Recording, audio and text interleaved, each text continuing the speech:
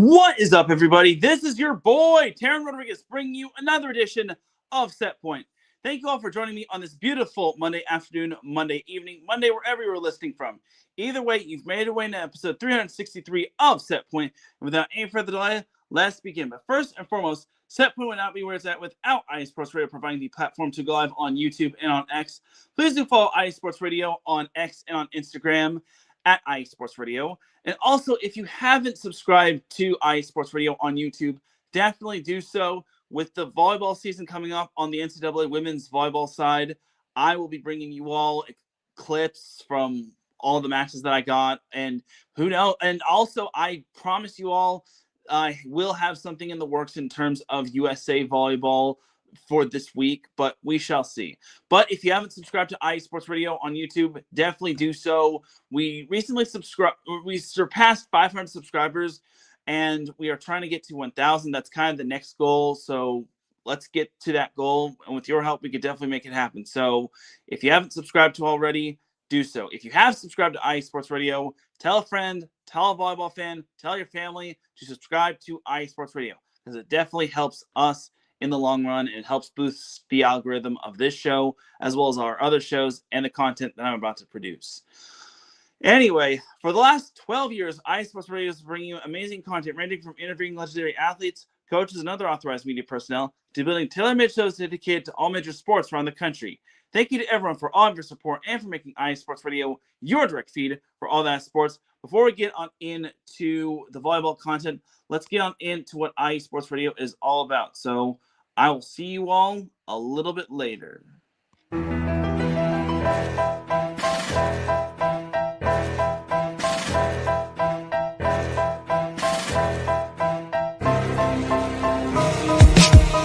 For the last 10 years, IE Sports Radio has been bringing you amazing content ranging from interviewing legendary athletes, coaches, and other authorized media personnel to building tailor-made shows dedicated to all major sports cities around the country.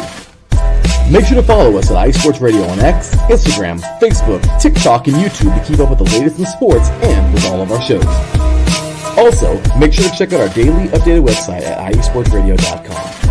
At iesportsradio.com, you can see our daily show schedule and check out all of our show pages with personal bios to learn a little bit more about each of our awesome hosts. In addition to our show pages, you can catch the IE Sports Radio blog, Hall of Fame, Fans of the Month page, and our merchandise shop, including t-shirts, tank tops, caps, long sleeves, hoodies, and more. For now over a decade here at IE Sports Radio, we've continued to be by the fans, for the fans, and we thank you all for your support and for making IE Sports Radio your direct feed for all that is sports.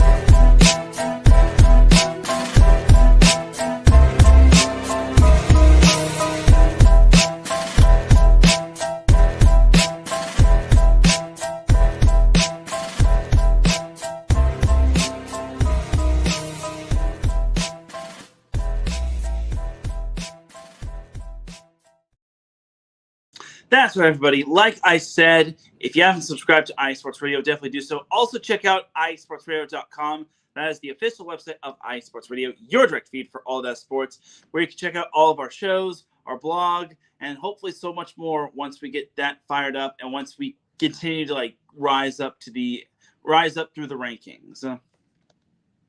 But you could also follow me on X, follow Set Point on X at set_point.ie on X and on TikTok. I promise you, this is the weekend. This is the weekend, ladies and gentlemen. I promise you all, I will get the TikTok fired up again.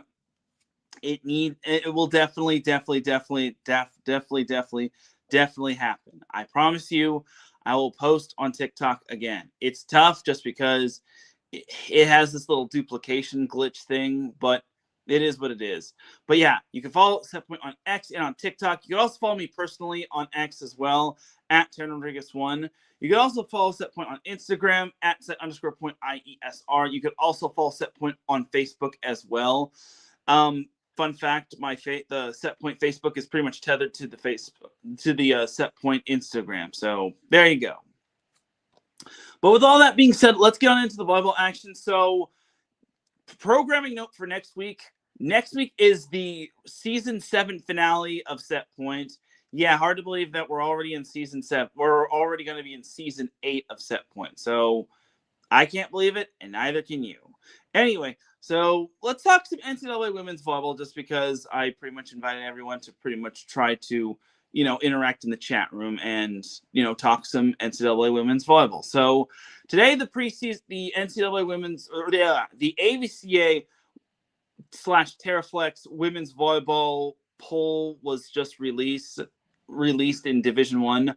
The AVCA did a little differently. So instead of 6 rotations revealing the AVCA top 25 poll, which Daniel Gilman and Mick Haley obviously do a great job, they actually had Michaela Chester reveal the poll, which it wasn't any look. It was fine. It was a standard top 25 reveal poll. It went from 1 all the way down to 25. I'm sorry, it went from 25 all the way up to 1. I'm thinking 6 rotations does it the opposite way. It goes from 1 all the way down to 25. But I will just say it kind of lacked a little sauce. I mean, it was fine, but it was just a reveal. It just revealed just 25 through 1. There wasn't any thoughts on that, and there wasn't any buildup or tension. I mean, obviously we knew who number 1 was. Number 1 was Nebraska. But then you also had Texas at number 2, Kentucky at number 3, Pitt at number 4, Stanford at 5, which rounds off the top 5. And yeah, I will display the AVCA top 25 right now. Let's get rid of these banners. Bink. All right, so yeah, courtesy of the AVCA, this is the AVCA top 25 poll. You can also see the first place votes that some of the teams got, like Texas A&M, Texas, Kentucky. Some of these teams were definitely deserving of it. And, I think it's a solid poll, if you ask me. I think it's solid. It's funny how Penn State went from being unranked at the end of the season last year to now being in the top 10 again. So I find that a little interesting, if you ask me, but obviously with Alexis Stuckey, they are definitely going to be something to watch for this season. Obviously Pitt is just that they're obviously going to be pretty good, obviously with Olivia Babcock and Blair Bayless. But Izzy Stark is going to really make that offense hum. So overall, if you want my honest opinion, it's a solid poll, if you ask me. I can't necessarily complain about it too much. There are some newcomers when it comes to the preseason top 25 poll, like Indiana. I didn't even know that they had never been in the top 25 preseason poll. I mean, obviously they finished in the top 16 last year, but in the preseason poll, that is something new for them. USC is number 20. I'm hoping for their sake that they could prove everybody wrong, and that they can prove that last year them hosting the NCAA tournament, or the first 2 rounds of the NCAA tournament, was no accident. I really want them to actually make the jump. Speaking of last year and hosting the NCAA tournament, where's Cal Poly in this whole poll? There was not one non-Power 5 team. Basically, there was a non-mid-major team on this poll. Okay, there was one, and that was Creighton. Creighton was the only mid-major team on. But honestly, Creighton has always been they've always kind of been that Power 5 school, because there's only 4 Power 4 conferences: the Big Ten, the SEC, the ACC, and the Big 12. But Creighton, to me, has always kind of been a Power 5 team, just because they play in the Big East, but that conference doesn't necessarily do them justice, even though that conference is pretty solid with a lot of good teams like Marquette and Xavier, and sometimes maybe St. John's, and so on and so forth. But yeah, other than Creighton, there were no other non-Power 5 teams or non-Power 4 teams, which is a little disappointing, if you ask me. I think Cal Poly is deserving of being in the top 25. I guess I could make the same argument for UCLA. I mean, Oregon didn't even make the NCAA tournament last year, and they got put in the top 25. So I kind of would flip Cal Poly with Oregon. And this is no disrespect to Oregon by any means. I think Oregon is a solid team. I just think that Cal Poly, I think, deserves to be in that top 25. And maybe this is me having West Coast bias. I think maybe UCLA kind of deserves to be in that top 25 as well, just because, for starters, I think the Bruins might be the breakout team of this year. I think they were disrespected in the Big Ten coaches in the Big Ten preseason poll, and I think and even though they're receiving votes and Cal Poly is receiving votes, I think UCLA is not to be slept on. I think UCLA is a very solid team. So yeah, don't sleep on them. Another team that's kind of, I wouldn't say I'm ultimately surprised that kind of is in the top 25 is Baylor. Baylor wasn't eye-popping, but they were still solid. And Tennessee, I think, was one and done. That was another kind of bone I have to pick, just because maybe Tennessee is better. But here's kind of the interesting drop-off between Baylor and Tennessee. Baylor has 361 points, while Tennessee has 194 points. So I kind of think that's a little disrespectful to Tennessee, but maybe I'm missing something with the Bears and with the Vols, the Lady Vols. But yeah, I think it's also worth knowing that how's BYU in the top 25? Just because BYU has a new head coach, albeit this new coach is good. And yeah, I think they also return Claire Little as well. I know they lost Sully Davis to SMU, but still. Colorado, I think, is a solid team. I want to see a full season of competency from them. I think they're solid. USC, like I mentioned, I really want them to do good. And honestly, it was great to see them host the NCAA tournament last year, or at least the first 2 rounds. But I want to see them take the next best step. I want to see them take another leap. I want to see them host again, obviously. But still, I want to see them build off of last year. North Carolina is an interesting team because I hear they have one of the best freshmen in the nation. So I'll be interested to see what North Carolina can do, because they made some noise in the ACC last year. But I want to see, like I said, I want to see a full season of competency from the Tar Heels. And same can be said for TCU. Florida is another interesting team just because they had a big win last year against Pitt, and I thought they made some big strides. The problem is that they kind of got the shaft in the SEC with teams like A&M, Kentucky, Texas, and Tennessee kind of stealing their spotlight. But I think Florida, with a lot of major additions, which includes Logan King, I think Florida can really do some damage. Indiana, I think, can really build off of their season from last year. Kansas is another interesting team that's in the top 15. I think Kansas is – I feel they have something to prove, though. I want to see what Kansas can do. I want to see Kansas prove themselves. But other than that, I think they're a fine team. Minnesota is number 14. The thing about Minnesota is that it's hard to really gauge on them last year, just because we didn't really get to see the best version of themselves, just because there was just season-ending injury after season-ending injury, and we didn't get to see the best version of Minnesota. But hopefully for their sake, they could stay healthy and they can, show us who they truly are. Creighton at number 13. Like I said, Power 5 team. They're the lone team that I think is in a power. They're the non-Power 4 school that I think is a Power 5 team. I think Creighton's not going to show any signs of regression. Yeah, they lost Ava Martin to graduation, but in year 2 of Brian Rosen, I think Creighton I think they're going to do just as good, if not better. I mean, will it be tough to top another Elite 8 run? Yes. But is it doable with some of their returning talent and with Brian Rosen as head coach again? Of course. Arizona State, number 12, is also kind of interesting. Noemi Glover obviously returns for them. I think the Sun Devils definitely have a really good chance of winning the Big 12.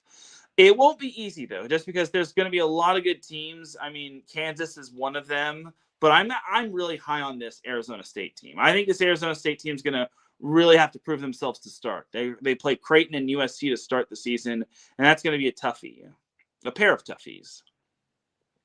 SMU at number 11. Okay, this is the one. This is something I have to really talk about. Sam Erger really cooked with this team in the transfer portal. This team is really going to be something special. Now, I want to see I want to see them challenge their way through the ACC, just because obviously you got your Pitt and your Stanford, but can SMU break through and challenge Stanford and Pitt? I definitely think it's possible, but it's basically a time will tell thing, just because they have a lot of good players. It's just a matter of, can they all mesh well? Like Reese Messer is a fantastic setter. She had a great first season with USC. Now she's going to do great things with the Mustangs. Penn State at number 10, basically the same thing. I want to see what Alexis Stuckey can do, because now she reunites with Kennedy Martin. And this Penn State team should be better than they were last year. Last year, I feel they kind of had a lot of baggage, just because of the whole Izzy Stark thing, and also because of the whole being reigning national champions. I mean, I want to say they might be, I wouldn't say the worst drop off of being national champions, but still, it was a nasty case of the championship hangover. But now it's a whole new fresh start for them, and I think they could cook. Purdue at number 9 is also kind of interesting as well. Purdue obviously made it to the Elite Eight, and they return a good foundation of their players. Dave Shondell, once again, a fantastic coach. I want to, but just like most of these teams, I really want to see what Purdue can do this season. I think Purdue can definitely build off last year. They're a phenomenal team, but something tells me they need to really prove themselves. And beating a Wisconsin or a Nebraska in the Big Ten would be big. I don't know if they're going to beat Nebraska. I doubt it, but you never know. Texas A&M at number 8 is really interesting. They're the reigning national champions. They did lose 9 players to graduation, but they really reformed in the transfer portal, or courtesy of the transfer portal, as they brought in Natalie Ring from Marquette. And they have, I think, Athena Akpala is returns for them as well. I think it's Kendall Stowers. Either way, Texas A&M is still going to be up there. Will they be as flashy as they were last year? Probably not. But are they to be underestimated? Absolutely not. Louisville at number 7 is a fascinating team, just because they return a good amount of players. Like, I think they returned Chloe Chicoine and Peyton Peterson and Calissa Blackshear. Like, this Louisville team, that's another team in the ACC that I want to see SMU challenge. But Louisville is definitely going to be a good team. First year under Dan Meskey was fantastic. Now they got to build off that. Wisconsin at 6 is kind of interesting. I think Wisconsin is on the doorstep of being a top 5 team. They really cooked in the transfer portal. They had their alumni versus 2026 scrimmage yesterday, and unfortunately it was not streamed by any means. It wasn't on Big Ten Plus. It wasn't on Big Ten Network. It wasn't streamed anywhere. And Kelly Sheffield, I got to give it up to Kelly. He really tried to push for the scrimmage to be streamed, but unfortunately it was to no avail. That being said, Wisconsin, look, some of their standouts they have young standouts like Audrey Flanagan. She is going to cook for this team. I mean, they also had Ava Travis, who was fantastic. She transferred in from Santa Barbara. Like, everyone thinks that there might be some drop-off with them following the departure of Mimi Collier in terms of graduation. But Wisconsin, I think, is definitely the biggest threat to Nebraska in terms of the Big Ten. Now, can they beat said Nebraska team? I'm not sure. But Wisconsin is still going to cook. Stanford at 5. They did lose Elia Rubin, but they returned quite a bit of players like Erica Sayer, Julia Blyashov, Spencer Etzler. This team is not going to be of any shortage of talent by any means. This team is going to really be there. There's a reason why they were chosen to finish first by a thread in the ACC. So Stanford is definitely a top 5 team. I want to see what they could do against some of the other top competition in the top 10, but we shall see. I'm excited for their matchup against Penn State, because that's kind of the battle of the blue bloods in terms of championships won, but we shall see. Number 4 is Pitt. It kind of goes without saying. Pitt is what? Pitt's made the Final Four for the last 5 or 6 years. Either way, they're always the bridesmaid, and it's never the bride, and it sucks, because I really want to see Pitt make it to the at least to the national championship. With Izzy Stark, that might actually be possible, but honestly, Olivia Babcock cannot carry this team by herself. They need other players to step up big time. But I think Pitt, I think Pitt, in my eyes, is a little too high. I think you should swap them with Wisconsin, but if not, maybe Stanford. Yeah. I think Wisconsin, switch Wisconsin with Pitt, and I think it looks like a solid list. Now, number 3 and 2 are Kentucky and Texas. So Texas cooked in the transfer portal as always, and they returned a good amount of their players from last year. And Kentucky returns a good portion of their players. They did lose a few players to the transfer portal and to graduation. Well, they lost one player to graduation in Eva Hudson. But they return a lot of good players, including one of the best players in the nation in Brooklyn DeLay. They also got Molly Tuzzo. They return a lot of their team from last year. So if you think Kentucky's going to be taking a step back, you thought wrong. And then Texas, I think, is also going to be pretty strong as well. Last year was a little disappointing, losing in the Elite Eight. But with a lot of their team returning, such as Tori Stafford, Kari Spears. I forget her first name, but it's Gary's her last name. She transferred from Indiana. She's the libero that transferred from Indiana. So and they also, I'm not sure what their setter situation is going to be. I'm not sure if they'll run a 6-2 or not. But either way, this Texas team is going to be really darn talented. And I'm excited when they play the number 1 team in Nebraska. There's nothing I need to say with Nebraska being number 1. Nebraska is number 1. They return a lot of their stars. They return Andy Jackson. They return Harper Murray. They return their libero core. They return Bergen Riley. They return Adriano. Oh gosh, I'm blanking on. I gotta start relearning some of these names. You know who I'm talking about. Adrian. They return Adriano, the opposite from last year. Either way, there's not going to be a lot of drop off from Nebraska. I was very shocked they lost in the national quarterfinals to Texas A&M, but A&M was playing some of its best ball at that point. So I really think Nebraska, look, if there's ever a year for Nebraska to win this whole thing, it's got to be this year. They've got arguably one of the best classes they've had in the nation. I mean, you could argue Stanford's class from 2016 all the way through 2019 might be better, but this Nebraska 2027 senior class is definitely something special. And you would have to go back to 2024 where this team was just straight up phenomenal. So I really think Danny Busboom Kelly is going to really cook with this team. Like, Nebraska has to win it all eventually. I know they won it back in, 2016 that they last won it? Either way, regardless, you know what I mean. Nebraska hasn't won it in a hot minute, and this is the team for them to win it all with.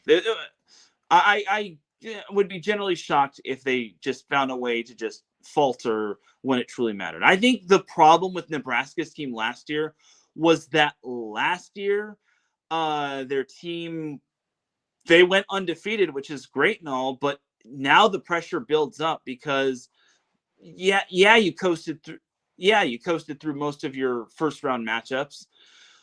But once you ran into A&M, who was coming off of an amazing reverse sweep over Louisville, that's when you kind of froze up. And again, no disrespect to Nebraska. I think last year was just unfortunate that they kind of ran into a brick wall against Texas A&M.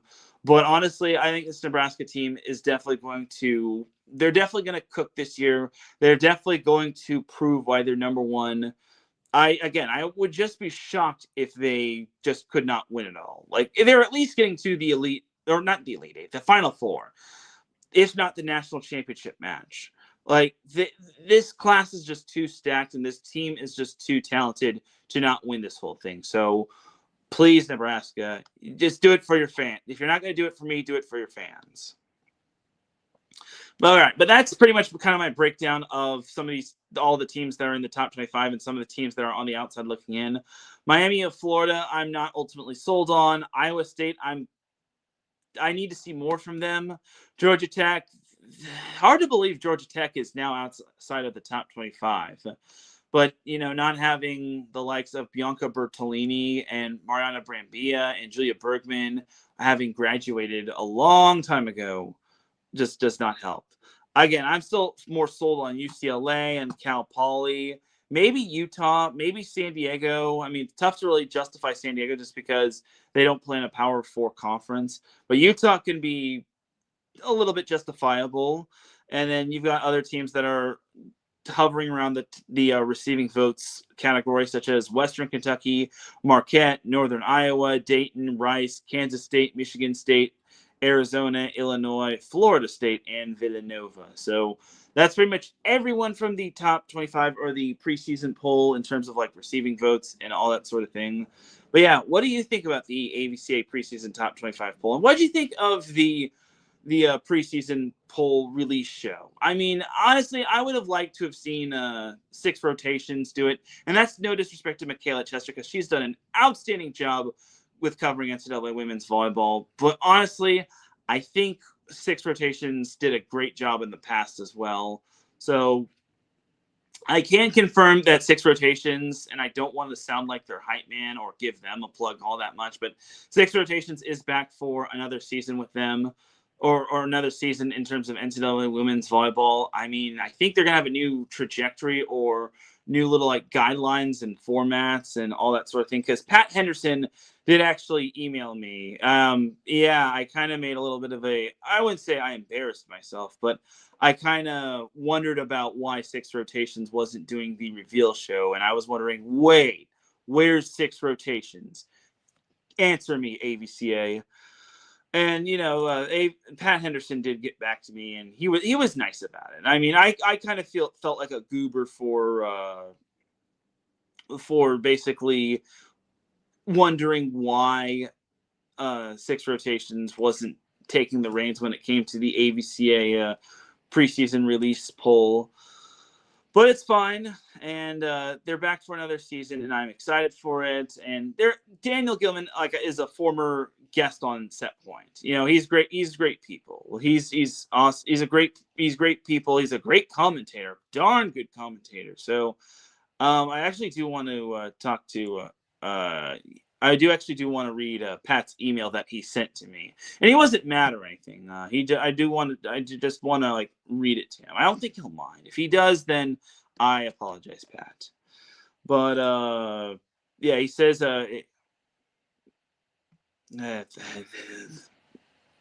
here it is. He says, Teran, greetings again. I hope this finds you all well and that the summer has been good on your end. Yes. I want to follow up with your response on X about 6 rotations in the poll reveal show. We are not working with Daniel and Mick on this year's reveal show. Instead, the NCAA is part of it. Well, that sucks. That's kind of lame just because it's the AVCA's poll, and I kind of feel that they should. Again, this is no backlash of Michaela Jester, but I think with 6 rotations, both Michaela and Daniel Gilman did a great job. There are going to be a couple things in play with this decision. But for one thing, I can assure you is that 6 rotations is back for another season this fall. Why you gotta quote that? Anyway, Daniel and I have been in communication multiple times throughout the past few weeks about a variety of things, including all he has going on with 6 rotations. Stop quoting! For the fall, as well as the work he will be doing with us again this year on a bunch of fronts. I hope this sheds more insight on your question. Feel free to reach out to me on this or anything else. All right. Well, that was my email that I got from Pat Henderson. So really cool if you ask me. That being said, I'm glad 6 rotations is back, but now I got to ask this for the AVCA. When are we getting an NCAA men's volleyball show of 6 rotations? Like, why do we not have an NCAA men's volleyball version of 6 rotations? Why? Why can't we have something like this show maybe do a crossover with the AVCA and have like its own thing? Like, come on. I think it would be fun. And no, every other podcast that does it, like my pod, like this podcast or Rob's little viral volley talk, whatever it's called, that's not. It suffices. But honestly, it's like we need something AVCA ran by the AVCA. So there you go. But anyway, the reveal show was at 2 p.m. Eastern time, which unfortunately I was working at the time, but I didn't really miss much in terms of the reveal show. But the polls will actually be released at 3 p.m. Eastern time once the season begins, and it'll be located on their website. So for those that actually do get emails regarding the ABCA, they will not be sending you emails regarding the top 25. So if you're hoping for an email regarding the top 25, it won't happen. Anyway, but yeah, that'll do it for the NCAA women's volleyball side of things. There's not really much to go over when it comes to the NCAA women's volleyball side of things. I mean, there's going to be lots of scrimmages galore. Some teams will be playing next week, and I'll be able to preview some of those matches. But a lot of these teams are just scrimmaging this week against either their alumni team or against other teams. One thing is certain, I'm actually going to be at UC Irvine for their scrimmage against USC. I just got to get the green light, but I guess there's like a new sports information director, as unfortunately Stacey. Well, I actually do gotta give I shouldn't say unfortunately. I gotta give a set point salute as Stacey Shackelford announced her retirement from UC Irvine. And it's unfortunate just because Stacey was just amazing people. She was great to me. And she's one of the reasons why I liked covering UC Irvine men's and women's volleyball matches. The teams were welcoming. She was welcoming. Everyone was welcoming. So honestly, I got to give a set point salute to Stacey Shackelford and her retiring from UC Irvine. It's not going to be the same without her. And I got to figure out who's now the new sports information director before I'm sure it won't be a big deal when it comes to the scrimmage, this week's scrimmage against USC, but you never know. But that'll do it for the NCAA women's volleyball side of things. Next week, when I have the Season 7 finale of Set Point, I'll be previewing some of those matches. And then once I have the Season 8 premiere, hopefully I'll have a guest on as well. But hopefully when I have the Season 8 premiere of Set Point, I'll be breaking down what happened when it came to the matches and so on and so forth. But anyway, that'll do it for the NCAA women's volleyball side of things. Let me know if you have any questions or any hot takes or anything of that sort. But we're actually going to take ourselves a quick commercial break. When we come back, we've got some AVP to discuss, such as the AVP League. Week 8 of the AVP League is officially done. And speaking of the AVP, the granddaddy of them all, the Manhattan Beach Open, is this weekend. Get excited, AVP fans and beach volleyball fans. And also got a little USA Volleyball to discuss in terms of their women's team having their scrimmages this weekend, as well as their men's team being in the Pan Am Cup. And that should be it. And I'll talk a little high school girls volleyball because that starts up this week as well. But keep it locked here. You are watching and listening to Set Point here on iSports Radio, your direct feed for all that sports. We'll be right back after this.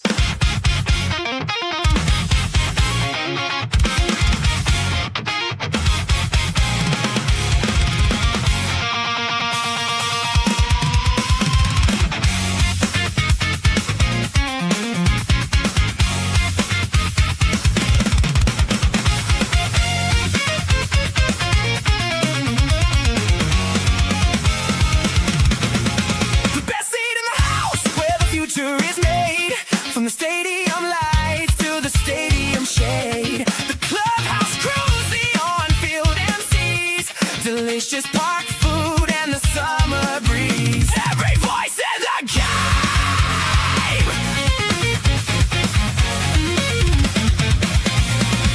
Catch Dirt and Diamonds every single week. The California League coverage that you'll seek with Larry B and Freddie B running the show.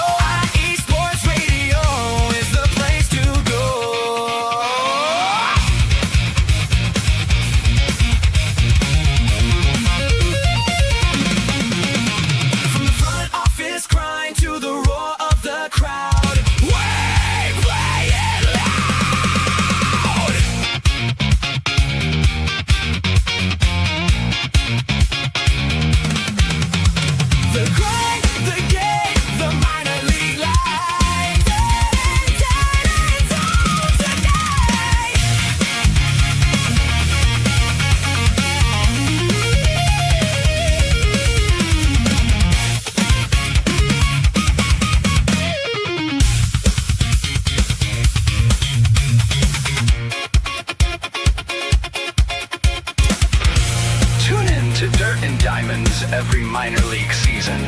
For the latest in the California League with Larry B and Freddie B on IE Sports Radio. Keep that dirt flying, and we'll see you next pitch.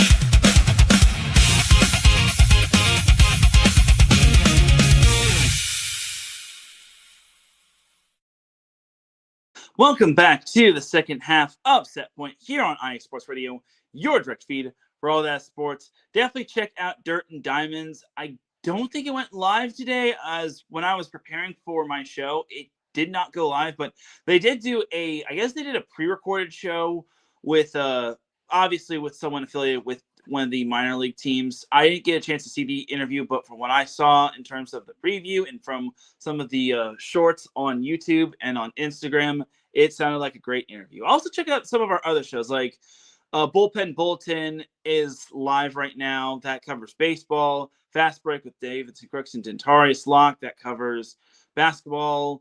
Apex to Asphalt with Joe Kinsey Jr. and Christopher Lehman. That covers auto sports.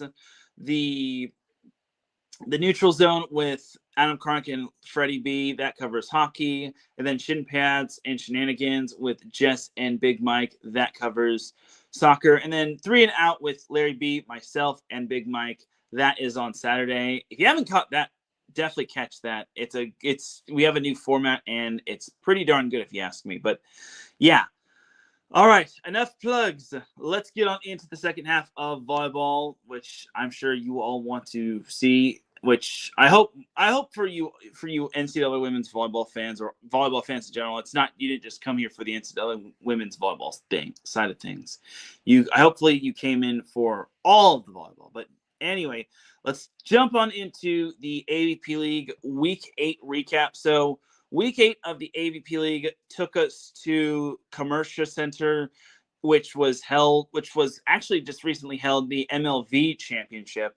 But yeah, the AVP League is in its final week of the AVP League, which I think is pretty nice if you ask me. I can't believe we have officially gone full circle in terms of the entire AVP League. It's hard to believe that the league is officially, well, in terms of the regular season, the regular season is officially done. But there was a lot of drama. There was a lot of, I wouldn't say scary moments. There was some controversy. I don't want to get too much deep into that just because I don't want I don't want to stir up any pots and whatnot. But anyway, so let's take this day by day. So we had on Friday, we had the LA Launch versus the San Diego Smash. So the 4 teams that were partaking in this event or in this league event were the Los Angeles Launch, the San Diego Smash, the Austin Aces, and the Dallas Dream. So teams that had not clinched the playoff spot, there were still some teams that not clinched the playoff spot. I mean, other than the Miami Mayhem and the Palm Beach Passion, nothing was really finalized with some of the other teams. So starting off with the Los Angeles Launch and the San Diego Smash, on the men's side, you had Hagen Smith and Logan Weber taking on Chase Budinger and Miles Evans. And to my absolute surprise, Smith and Weber took down Budinger and Evans in straight sets 15-13 and 15-11. That really helped the Launch's hopes of making the playoffs on the men's side, just because Smith and Weber were chasing a playoff spot. Meanwhile, it kind of got a little bit of a sticky situation for Miles Evans and Chase Budinger, just because although the top 6 pairs advance to the championship, you still want to have the best seeding possible. I mean, you still got to go through the gauntlet that is Trevor Crabb and Phil Dahlhauser and Taylor Crabb and Andy Benish, but I digress. And then on the women's side, you had Maddie Anderson and Elena Chacon of the LA Launch taking on the San Diego Smashes, Megan J. Rice and Gina Arango. And Rice and Arango took down Anderson and Chacon in straight sets 19-17 and 15-13. That's a big win right there, just because the Smash got all 3 points, and they basically prevented the Launch from clinching a playoff spot. Now we had the Austin Aces versus the Dallas Dream. So on the men's side, you had Troy Field and Ryan Wilcox taking on Paul Lottman and Miles Partain. In the end, Field and Wilcox took down Partain and Lotman in straight sets, 15-13 and 15-13. I was kind of surprised by that just because Lotman and Partain are obviously former and current Olympians, while Wilcox and Field are still kind of that budding pair. And they were fighting for their playoff lives. They were literally trying to fight for their playoff lives and try to make the playoffs. So they did everything. They need to basically throw everything in the kitchen sink at Partain and Lotman. So the second matchup was Teran Brasher and Kristen Cruz of the Austin Aces taking on Kylie DeBerg and Betsy Flint of the Dallas Dream. And this is, I don't mean to say this in a negative way of DeBerg and Flint, but this was kind of expected. Brasher and Cruz took down Flint and DeBerg in straight sets, 15-8 and 15-8. Yeah, that's a miss. I'm sorry. And this is no offense to DeBerg and Flint, but that's a mismatch right there. I mean, you have two Olympians who have won world championships and that have won lots of AVP tournament, a good chunk of AVP tournaments in the past, and that have a lot of familiarity with one another, taking on a pair that has some familiarity, but I don't think they haven't really been around for too long. So we can forgive this loss from DeBerg and Flint. So then day two was on Saturday. We had the Los Angeles Launch taking on the Austin Aces, as the men's side featured Hagen Smith and Logan Weber taking on Troy Field and Ryan Wilcox. And from my understanding is that Wilcox and Field needed to win this match in order for them to have any sort of chance of making the playoffs, let alone in straight sets. But that is what they did, as Wilcox and Field swept Smith and Weber 15-10 and 28-26. It seems like we get another long set in terms of the AVP League every single week, and it's really it's quite amusing if you ask me. But yeah, Wilcox and Field managed to punch their ticket into the AVP League playoffs, and I don't think that is the end for Smith and Weber. But now Smith and Weber have to play the waiting game when it comes to the San Diego Smash versus the Dallas Dream. Now, on the women's side, you had Maddie Anderson and Elena Chacon taking on Teran Brasher and Kristen Cruz. And this was kind of a win or go home situation for Maddie Anderson and Elena Chacon. Unfortunately, they were facing two Olympians in TK Nation.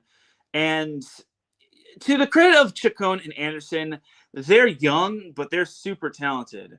The problem is that Olympic experience and FIVB World Championship experience is always going to trump young, scrappy talent, as TK Nation took down Elena Chacon and Maddie Anderson in straight sets. I'm just going to call Chacon and Anderson Team Knoll or Team Seminole or Team FSU. You know what? I don't care. Or, yeah, I'm going to call them that. I'm going to call them Team FSU because they're former FSU stars.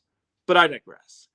Anyway, but yeah, TK Nation, this one was significant for them because not only did they win this matchup and they knocked out Chacon and Anderson in terms of them making the playoffs, but they actually swooped in and took the number 2 seed from the Miami Mayhem's Megan Kraft and Kelly Chang. So that means no bye for the Mayhem, and for the Aces and TK Nation, they get the bye and they will await the winner of the 3 versus 6 matchup, which we'll get into the seedings in a little bit. So now for the last 2 matchups, you have the San Diego Smash versus the Dallas Dream. On the men's side, you had Chase Budinger and Miles Evans taking on Miles Partain and Paul Lotman. The battle of the Olympians, well, the most recent Olympians, minus Paul Lotman, because Andy Benish was not Partain's partner. But in the end, Evans and Budinger was able to take down Partain and Lotman in straight sets, 20-18 and 15-11. So with that win, the San Diego Smash, I think they already clinched a spot in the playoffs, especially since they did lose to the Launch. But I think that win definitely helped them. That win helped them out in terms of making the playoffs. Regardless, that win helped them make the playoffs, as unfortunately for the Dallas Dream, they got eliminated from playoff contention. And I feel bad for Partain and Lotman just because those two are really good are a really good duo. It's unfortunate that they just kind of caught some bad breaks and some tough losses here and there. But I think Lotman and Partain will be back sooner rather than later. I'll be interested to see what Partain does with his partner next year. I mean, will he go back to Andy Benish or will he stick with Paul Lotman? I'm not sure. And it'll also be interesting what happens as the 2028 Olympics in Los Angeles will be coming real soon. And then lastly, we had the San Diego Smash on the women's side in Megan J. Rice and Gina Arango taking on the Dallas Dreams, Kylie DeBerg and Betsy Flint. Both of these teams, both these teams wound up making the playoffs, punching a ticket to the playoffs no matter what happened, as Kylie DeBerg and Betsy Flint kind of got a little redemption from yesterday as they took down Megan J. Rice and Gina Arango in straight sets, 19-17 and 19-17.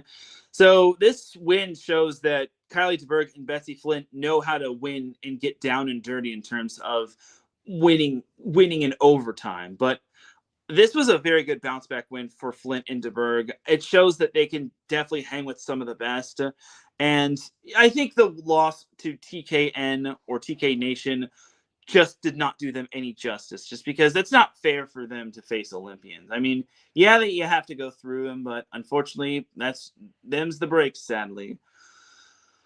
So yeah, that is pretty much that in terms of the AVP League, and everything has been finalized. Let me just see if I could pull up the standings, or at least post the graphics of the standings, courtesy of the AVP League.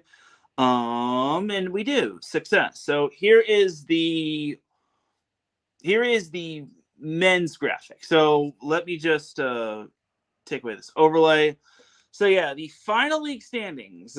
Hard to believe we're finally in we have now officially made it to the final home stretch of not only summer, but for the AVP League. It's just, wow. Anyway, so your first place team is the Miami Mayhem with Taylor Crabb and Andy Benish. They finished 7-1 with 20 points ahead of Trevor Crabb and Phil Dahlhauser, also finished 7-1 with 19 points. Then the San Diego Smash with Chase Budinger and Miles Evans. They finished third with a record of 4-4. Interesting thing is that teams 4 through 7 all finished with a record of 3-5, but the points differentiate. So the New York Nitro with Cave Schulk and Theo Brunner finished 3-5, but they had 11 points. The Austin Aces with Troy Field and Ryan Wilcox also finished with a record of 3-5 and with 10 match points or 10 points. Same with the LA Launch. They also finished 3-5 with 10 points. Now, I'm not sure how they did the tiebreaker. I bet you they went with advanced statistics such as like sets won or head-to-head and whatnot. But either way, the Aces were the number 5 team. They finished 5th, while the Launch finished 6th. And then the Dallas Dream with Miles Partain and Paul Lotman, they finished for 3-5, but they only finished with 9 points, so they were kind of on the outside looking in. They were the first one out, while the Brooklyn Blaze with Evan Corey, and Derek Bradford, they finished 2-6. They unfortunately saw their fate come to an end. So that's that on the men's side. And I don't want to say this to be fun, to be mean, but you see the Dallas Dream graphic where it's Miles Partain and Andy Benish doing the whole thing. Unfortunately, they are now put to sleep for at least the season. But they'll be back. Just you wait and see. Now let's jump on to the women's side of things. So the women's side, you had the Palm Beach Passion finishing all alone in first place, 6-2 with a record of 6-2 and with 16 points. Here's where it gets dicey. So Austin Aces and Miami Mayhem both finished with 5-3 records, and they both had 14 points. But again, it must have gone down to like head-to-head or like with number of sets won. Either way, the Austin Aces got the number 2 seed. The Miami Mayhem got the number 3 seed. So the Mayhem sadly won't have a first round bye like they did, they were supposed to. But I digress. Last year's AVP League champion on the women's side, Lexi Denneberg and Julia Donlin of the Brooklyn Blaze, they finished 4-4 with 11 points. They are the number 4 seed. The number 5 seed right behind them is the Dallas Dream with a record of 4-4 with 10 points. So they sadly missed out on the number 4 seed, but they still will draw Kylie DeBerg and Betsy Flint. And then the number 6 team on the women's side is the San Diego Smash with Megan J. Rice and Gina Arango with a record of 3-5 and 10 points.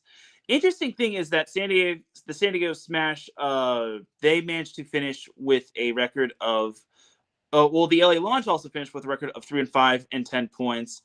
So, unfortunately, I think it also, once again, boiled down to head-to-head tiebreaker in terms of like point differential. And I want to say maybe did they play one another? Yeah, they did.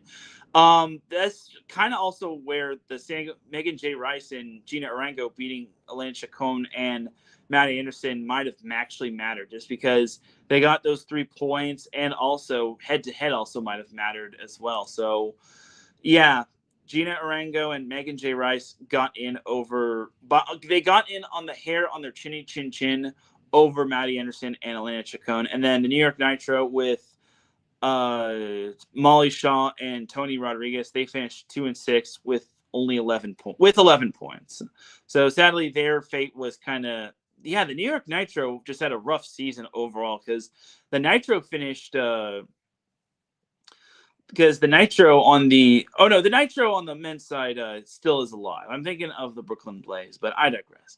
But there you have it. That's pretty much your standings in terms of the final AVP league standings. And that is pretty much that in terms of the AVP league. So the league championship it's not for another like month or so. I think the AVP league championship is on September 5th and September 6th. So I'm guessing September 5th is going to be quarterfinal, the first half of the quarterfinal, and then the second half is going to be the semifinals, which means there's going to be one match in the quarterfinals per gender, and then the semifinals will be one match. No, there'll be 2 matches. I wasn't the best in math. So there will be 2 matches in the quarterfinals per gender, and then 2 matches in the quarterfinals per gender in the semifinals. And then I'm guessing Championship Sunday is going to be where everything is decided. So it's going to be a test of endurance and strength, and hopefully not getting fried. Hopefully Chicago won't be as bad as it was when it came to week 3 of the VNL. I heard it was scorching and ugly down there. So here's hoping that the AVP League Championship doesn't have to deal with that as well. So there you go. So yeah, it's going to be taking place at Oak Street. So Oak Street is where you have to be in terms of the AVP League Championship. And yeah, Chicago, Illinois, 1001 North Lake Shore Drive. So competition begins at 10 a.m. I'm not sure if that's 10 a.m. Central Time, but either way, just keep your eyes peeled when it comes to this whole thing. I think they're starting early. No, there's no NFL happening. There's not going to be NFL until the following week, but I digress. Anyway, that is that right there for the AVP League. So we're not done with the AVP by any means. Oh no, we're not done by any means. We may be done with the AVP League. We'll save the AVP Championship preview for the week of when it comes to the AVP League Championship. But we have more AVP to discuss. We've got the Manhattan Beach Open, or as a lot of y'all call it, the granddaddy of them all. And is it weird that my chest tightened when I basically said the Manhattan Beach Open and the granddaddy of them all? But I digress. Anyway, unfortunately, I will not be at this event. Look, Manhattan Beach, it's basically another bucket list item that I want to attend in terms of like volleyball media. Unfortunately, I just can't, just because I'm working that day at my other job, and then I have to go to UC Irvine, which I know that doesn't start till like 7 p.m., but I would have to do a lot of running around, and I just don't have the time, effort, and energy to keep up with everything. So I unfortunately have to pass again on the Manhattan Beach Open. Just know that USA Volleyball kind of screwed over the AVP, and that's no disrespect, just because I didn't know that the USA Volleyball was going to have the USA Challenge Cup on Saturday and Sunday. So there you go. Anyway, but yeah, the Manhattan Beach Open. So Friday is the main draw competition. Well, Friday and Saturday are the main draw competition. Then then Sunday is the semifinals and finals. And I think Thursday is the qualifier, if I'm not mistaken. But main draw bids earned from the Denver Contender event. So you've got some notable names. You got Devan Sowers and Tice Truman, Ella Connor and Maureen Kinna, Avery Jackson and Sarah Wood. That's on the women's side. On the men's side, you got Gage Basie and Thomas Hurst. You got Cody Caldwell and Jacob Laboulier. Is that how it's called? Is that how it's pronounced? You've got Maddie Shields and Natalie Mazokowski. Then you got Lev Prima and Dylan Merrick. Where's my boy Avery Dross though? But anyway, they don't have the draw. That sucks. I can't really preview this all that much. I don't really know who the top seeds are in terms of top 4 seeds, but I'm hoping my boy Avery Dross is going to be partaking in the Manhattan Beach Open. I don't think he partook in the Manhattan Beach 6-man, but either way, the Manhattan Beach Open is just really a fun event. It's a really fun event. I've seen it on TV. Again, it's going to be scorching hot, so pack your sunscreen, pack a lot of water, and prepare for some volleyball, which 2 pairs from each gender will look to try to cement their name in history on the Manhattan Beach Pier this year.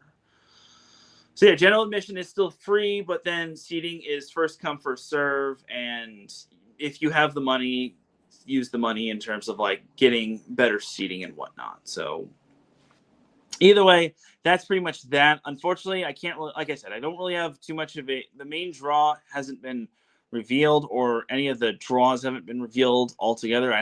There's no access in terms of the bracket, in terms of the AVP website, but you already know that this is going to be intense. This is going to be this is going to be really fun, if you ask me. Maybe the AVP is on the beach volleyball database. Maybe.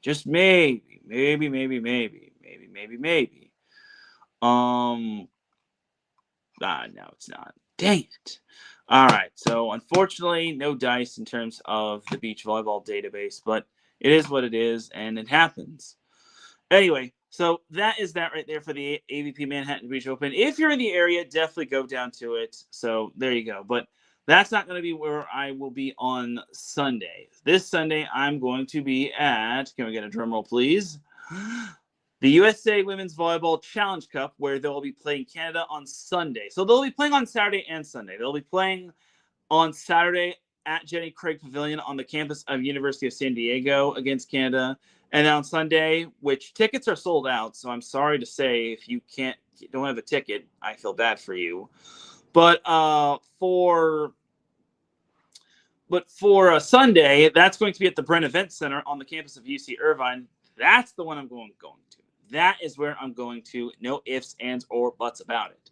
And I'm excited to go to that. Well, first I need the green light from everyone at USA Volleyball. I can't imagine them rejecting me. I'd be really shocked if they just somehow rejected me just because reasons and whatnot. I hope it's not another NCAA Men's Volleyball Final Four National Championship thing, but I digress. Anyway, but yeah, USA Women's Volleyball is going to have the Challenge Cup. I'm not sure if it's going to be streamed. Don't ask me to stream. If I attend, do not ask me to stream this. I will not stream. I mean, they'll be nice enough to let me post clips and so on and so forth. But honestly, don't ask me to stream. I'm not going to say yes. I'm not going to risk getting my media credential confiscated and then me being on the bad side of USA Volleyball. But you already know I'm planning on being there. If not, I'll have to reach out to Laura Fawcett and, just say, hey, am I approved for this? Do I got the green light? But we shall see. But yeah, I'm excited to check this out. This is going to be the first volleyball event since the U.S. unfortunately got bounced in the quarterfinal round of the VNL finals. But more on that later. And I think the same can be said for Canada, just because I think this is going to be a tune-up for the World Championships that's going to be happening a little bit later on I think it's going to be in September. But either way, the World Championships are going to be later on, and both Canada and the United States will be partaking. And this will serve as a nice little tune-up. But that'll do. But that's the little quick plug on this. I can't really preview this all that much. I imagine the U.S. is kind of going to have a makeshift lineup. They might just go they might go second stringers and then the first stringers. I mean, it all depends on who they play on in their matchup on Sunday, or on Saturday at Jenny Craig Pavilion. But we shall see. But yeah, that's that for the USA Volleyball Challenge Cup, or the Challenge Cup altogether between USA Volleyball and Canada.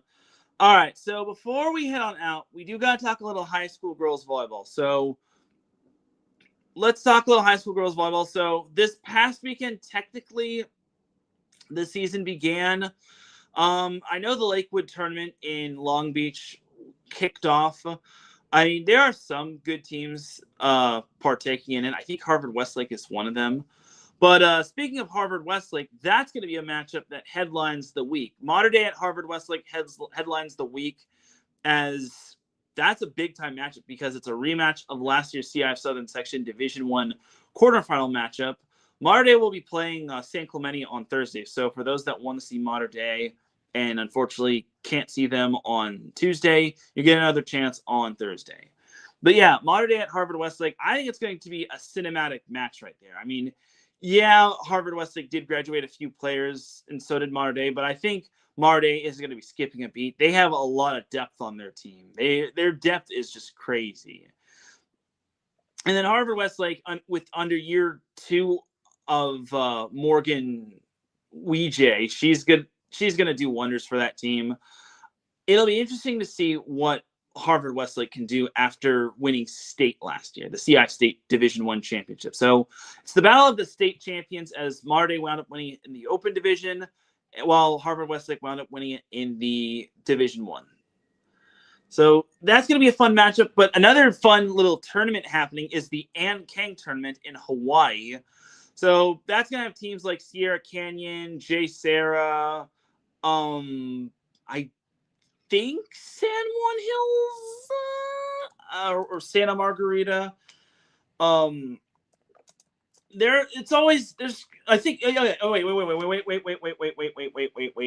wait. I know another team that's partaking. Miracosta. That's another team that's partaking. So I only wish has Iolani even released the no, it hasn't. How about high school turning? No. Nothing on there. It's a 16-team tournament. I'm not sure.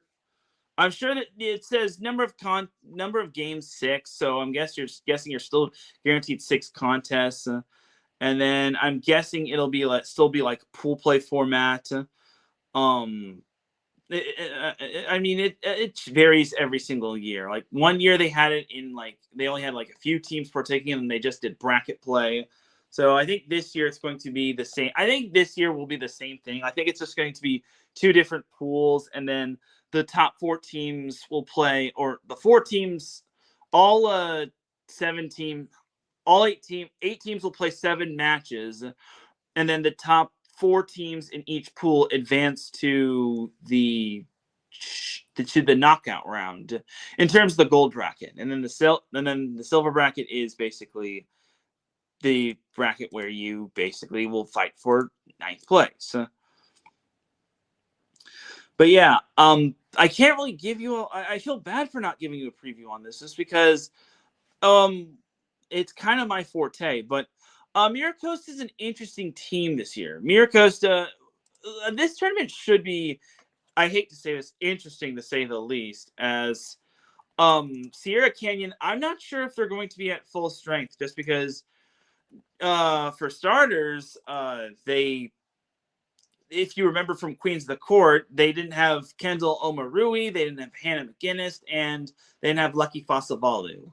McGinnis and Omarui were both injured, while Fasavalu was with the Samoan women's junior national team or something of that sort.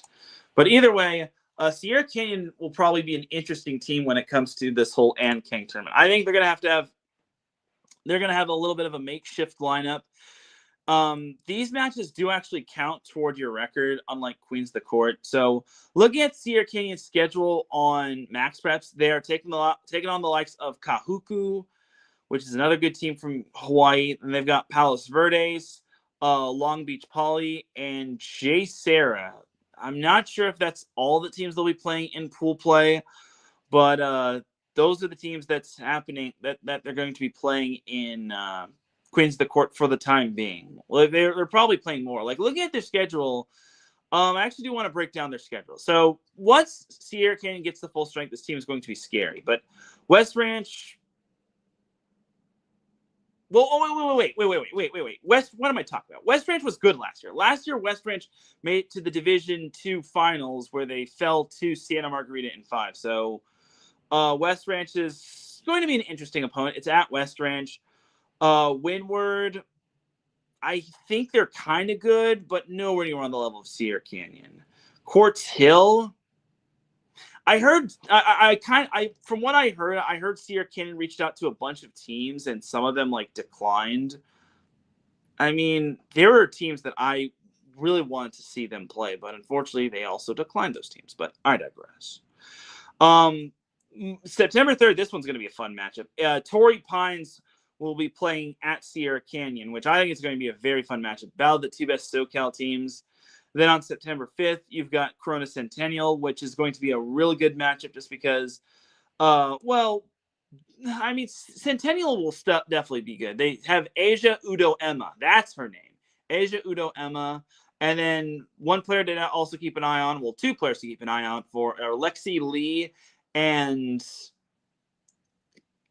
Casey I'm gonna butcher her last name. Casey Snakey. Either way, if you know that last name, it's a familiar one, and I'm guessing she's the daughter of head coach Joe Snakey. Either way, Corona Centennial, that should be a good matchup. I mean, Sierra Canyon has familiarity with Centennial and vice versa from Queens of the Court, so it'll be a fascinating matchup. September 8th is going to be a bloodbath. That is when Sierra Canyon plays at Marymount, and I'm sure these two league matchups are not going to be the last two league matchups for those two teams. Then on September 10th, Sierra Canyon plays Harvard Westlake. They host Harvard Westlake. That's going to be a fun little matchup right there. And then on September 15th and the 16th, Sierra Canyon has kind of the Orange County two-step as they play at Orange Lutheran on the 15th, and then they play at Santa Margarita on the 16th. That's going to be a fun matchup right there. Santa Margarita, I think, definitely has potential to be in the Division I echelon for the CIF Southern Section playoffs. And then I guess I should also mention that Sierra Canyon is also partaking in the Ann Kang tournament, and they're partaking in the Durango Fall Classic. I don't know why they're not partaking in a third tournament, but maybe that's because they don't want to have tired legs, or they don't want to go over the limit of matches in a season, but I digress. And then on September 22nd, the Sierra Canyon's playing at Chaminade, to quote Petros Papadakis. Chaminade! And then on September 24th, Sierra Canyon's home against Notre Dame of Sherman Oaks. Then they kick off the second half of what's their league? Not the Sunshine League. It's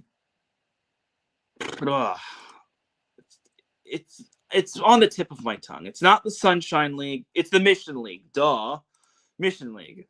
So Sierra Canyon kicks off the second half of Mission League play after they take on Notre Dame of Sherman Oaks, as they take on Harvard Westlake on the 29th, which is nice. That's the day before Set Point turns 7 years old. And then on October 6th, that's the bloodbath matchup. That's the circle your calendar matchup, because Sierra Canyon will host Marymount. And that could be for the league title. And I assure you that Sierra Canyon could be facing Marymount in Durango, but we'll see. Then on September 8th, Sierra Canyon will be hosting Chaminade. And then on September 13th, Sierra Canyon closes off the regular season at Notre Dame of Sherman Oaks. So there you have it when it comes to Sierra Canyon's schedule. Don't expect anything too big right now out of Sierra Canyon. I think they're definitely going to be up there, but for Sierra Canyon, they still got to get their players back. And I guess I might as well go over Mater Dei's schedule, just because Mater Dei is going to be up there in town. They've got a lot of, like I said, they've got a lot of depth. They've got Reagan Williams, who committed to Long Beach State. They got Wesley Matavau, who's a UCLA commit. Emmett Kingston, who's a Cal commit. Riley Stringer is committed to Hawaii. Shua Adefenua, she's committed to LSU. The list goes on, and they've got a lot of young talent. Catherine Nowak is someone to also make note of. So Mater Dei schedule is tomorrow they open up the season at Harvard Westlake. That's going to be a fun match. Like I mentioned, Thursday they're home against San Clemente for their home opener. I'm going to be at that matchup. And then next Tuesday, they'll be hosting Los Alamitos, which I think that's going to be a very fun matchup. I think that's an underrated matchup. And Los Alamitos might be the most underrated team out there. And the scary thing is that they do return most of their players, such as Charlotte Hall, Caitlin Herwig, and Caitlin Rother, Genesis Botts. And the scary thing about Los Alamitos is that they added Royal Banducci to their team. So Royal Banducci was their starting setter from 2 years ago, but then I guess she took last year off to focus on club volleyball. So then she came back and she was able to, work her. Now she's going to be coming back this year, and it's going to be interesting with her. I mean, I could see Dave Huber running a 6-2 offense, but I'll have to see more of Los Alamitos next week. They're going to be a team that's so underappreciated.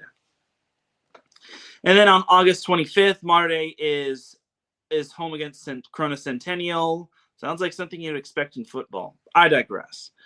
And then on August 27th, Mater Dei is at Redondo Union. That's going to be a very fun matchup, just because this is the CIF Southern Section Division I quarterfinal that never was, just because San Juan Hills upended Redondo Union in the playoffs last year. And then on September 1st, this is an interesting matchup. Mater Dei is at Long Beach Milliken. Long Beach Milliken is playing everybody. They want all the smoke with everybody. They're not ducking everybody. They want all the smoke, like my boy Marcus Los Great once said. And salute to you too, sir. Thank you for leaving your little comment. I appreciate you. Anyway, but yeah, Mater Dei at Milliken is a semi-fascinating matchup. But 2 days after, they play Mira Costa at home. And that's an interesting matchup because it's a home matchup, but then again, you got the Dave Mose tournament right after that. So it goes Milliken, then Mira Costa, then Dave Mose tournament. Like, that Dave Mose tournament is going to run through Mater Dei out of nowhere. And so I don't be surprised if there could be some letdowns here and there from some of the better teams in Dave Mose, but honestly, it'll be interesting to see what Mater Dei does at Dave Mose. And then September 10th, Mater Dei is hosting Cathedral Catholic, and man, do I wish I could have gone to this matchup, but unfortunately, I have a broadcasting game that day. September 15th, Mater Dei is heading down to San Diego to take on Torrey Pines, which I think is going to be a fun matchup. And then 2 days after, Mater Dei heads to Las Vegas to take on Bishop Gorman. And then the day after, Mater Dei will play at the Durango Fall Classic, which is one of the prestige tournaments in girls volleyball. And it's a 2-day tournament on Friday and on Saturday. And then Mater Dei has the Trinity League, as they start off Trinity League play against Orange Lutheran on September 24th. Then September 29th, they're home against J. Sarah. And then September 30th, which is the birthday of Set Point, which heaven knows if I might. Actually, no, I can't make it live that day. But September 30th, Marday plays at Santa Margarita. That's going to be an all-star lineup full of amazing athletes. So, yeah. And September 2nd, Mater Dei will be playing in the Nike Tournament of Champions. September 2nd and 3rd. That is, I want to say that's in Arizona. That's the Nike Tournament of Champions in Arizona, not the one in Florida, just because they will be partaking in that. No, they won't. They partook in that last year, and they wound up losing to, I forget who they wound up losing to, but they lost to a team from Texas. Either way, that's that little tournament right there, the Nike Tournament of Champions in Arizona. Then on September 6th, you have Mater Dei playing at Orange Lutheran, and then September 8th, Mater Dei is playing at J. Sarah. And then Mater Dei closes off the season at home against Santa Margarita. That could be for the league championship. I imagine that could be Mater Dei's senior night, but you never know. And that's that for Mater Dei's schedule right there in terms of high school girls volleyball. Their schedule is going to be really interesting if you ask me. Their roster is really interesting just because you could have several different starting lineups and you need all the depth you can get. But I want to see what this team can do in terms of meshing well with one another once all of the players are eligible. But we'll see what happens with Mater Dei in the few coming weeks. But that'll do it for some high school girls volleyball talk. Let me know who you think could be winning maybe the national champ. I mean, you obviously have the team from Texas. I'm blanking on their name, but they're a really good team from Texas, and they produce loads of talent in terms of their Byron Nelson. That's the team. Byron Nelson could probably be winning the national championship this year, but you never know. Hopefully, for their sake, knock on wood, they're going to be partaking in the Durango Fall Classic. If not, we riot. But yeah, Byron Nelson's going to be a team to watch for this year. You also got Xavier College Prep, Carroll from Florida, and then Mater Dei and Sierra Canyon. But yeah, Byron Nelson, I'm sure they're going to be ridiculously good this year. But I want to take a sneak peek at Byron Nelson's schedule before we sign on out of here. But yeah, they are the number one team in the nation. They're playing Flower Mound, which is tomorrow. Did they scrimmage Argyle? Anyway, so some of the tournaments that Byron Nelson are partaking in: the Fieldhouse Tournament, which, okay, they're partaking in the Fieldhouse Tournament, the NISD Classic, the GCISD Showcase, and they're not partaking in Durango Fall Classic.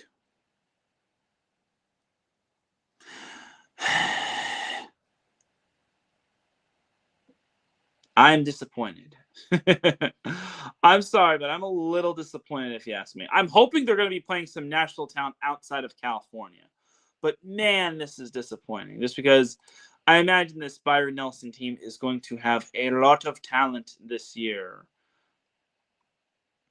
But I can't determine that right now, just because their season probably hasn't started yet, but we shall see. But that'll do it for some high school girls volleyball talk. And ladies and gentlemen, that's going to do it for this week's episode of Set Point. A little bit short of a show, just because not too much volleyball to discuss. But next week we'll have the recap of the Manhattan Beach Open, the recap of the USA Challenge Cup with Canada, my recap of USC versus UC Irvine in women's volleyball and their scrimmage, and then the preview of I guess we can call it week 0, if not week 1, of the NCAA women's volleyball season. But yeah, next week is the season 7 finale of Set Point. Hard to believe that we're already putting season 7 to bed, and soon we're going to be waking up season 8. But for everyone here at IE Sports Radio, this is Teran Rodriguez signing off.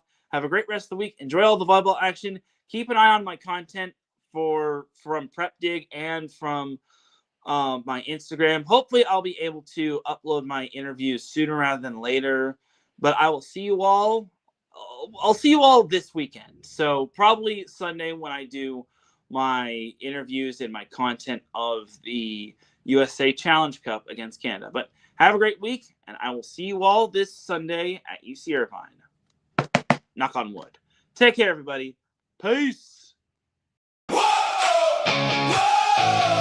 Set point, turn it up, let's go! IE Sports Radio, your direct feed for all that is sports.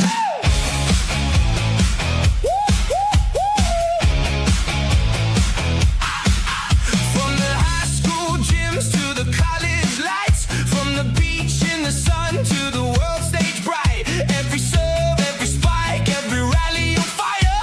Teran Rodriguez takes the game even higher. NCAA men, NCAA women too. Beach volleyball, AVP and the pro leagues breaking through. La la vie, international Olympic dreams inside. If it's volleyball, we're talking all night. Set point, we're live tonight. With Teran Rodriguez bringing volleyball live. IE Sports Radio, feel that energy. Your direct feed for all that is sports. That's the key. Set point, the net is tight. Serve it, spike it, bring the heat all night. From the sand to the court, let the whole world know. Set point's here. Let's start the show. One ball, one court, one voice, one sound. Volleyball family, gather around. Every block, every ace, every championship round. IE Sports Radio.